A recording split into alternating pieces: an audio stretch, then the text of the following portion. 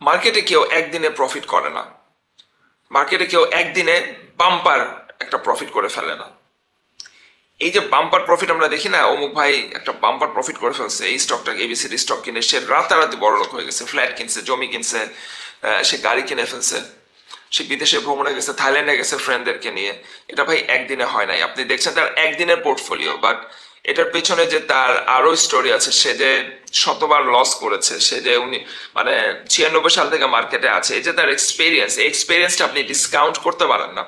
তার এই এক্সপিরিয়েন্সের কারণে সে একটা বিগ গেম দিতে পেরেছে, তার এই পারসিভিয়ারেন্সের কারণে, তার এই ধৈর্যের কারণেই সে আজকে এখানে আসছে, এবং সে এখন যে ট্রেডটা নিচ্ছে সেই ট্রেডটাতে সে প্রফিট করছে। সে অনেক কিছু শিখেছে, সে অনেক ট্রেনিং অ্যাটেন্ড করেছে, সে অনেক সেশনে গিয়েছে, তাই না?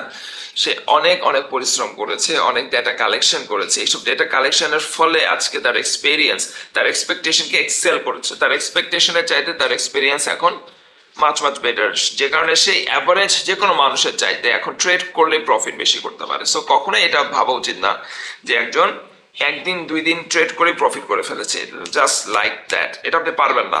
আপনি তার মতো প্রফিট করতে গেলে আপনি ধরা খাবেন, হয়তো প্রথমবার 1 টাকা গ্যাপ পাবেন একটা আইটেমে, দেন আপনি যে ধরাটা খাবেন সেটা আপনার 7-8 টাকা লস করাই দেবে একটা আইটেমে। সো কখনো একটা এক্সপিরিয়েন্স মানুষের সাথে কম্পিট করবেন না। তার কাছ থেকে আপনি হেল্প নিতে পারেন, তার আইডিয়া নিতে পারেন, বাট একটা এক্সপিরিয়েন্স মানুষের সাথে আপনি কখনোই রেস করে পারবেন না।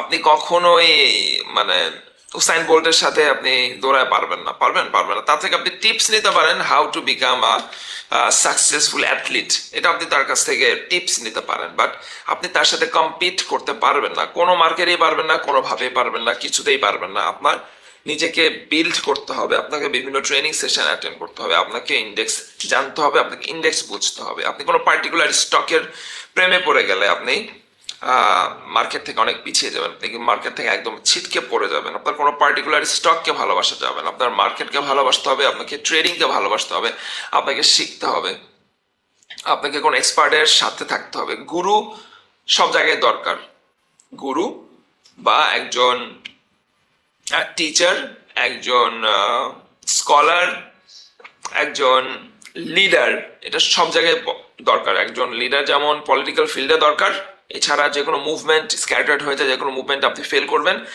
একজন টিচারকে ফলো না করলে যেমন আপনি পরীক্ষায় ফেল করবেন, একজন ডক্টরের কথা না শুনে যেমন আপনার অসুখ বাড়তে থাকবে, তেমনি স্টক মার্কেটেও আপনি যদি আপনার একজন গুরু ফলো না করেন, দেন আপনি আপনার নিজের আইডিয়াগুলো নিয়ে এক্সপেরিমেন্ট করতে থাকেন, দেন আপনার যে 23-24 লাখ 25 লাখ বা 30 লাখের যে পোর্টফোলিও, সেটা 2-3 লাখে চলে আসতে খুব বেশি সময় লাগবে না। সো আপনার টাকা আসলে এক্সপেরিমেন্টের জন্য না, আপনার টাকা হচ্ছে প্রফিট করার জন্য। Take it as a business, take it as a trade.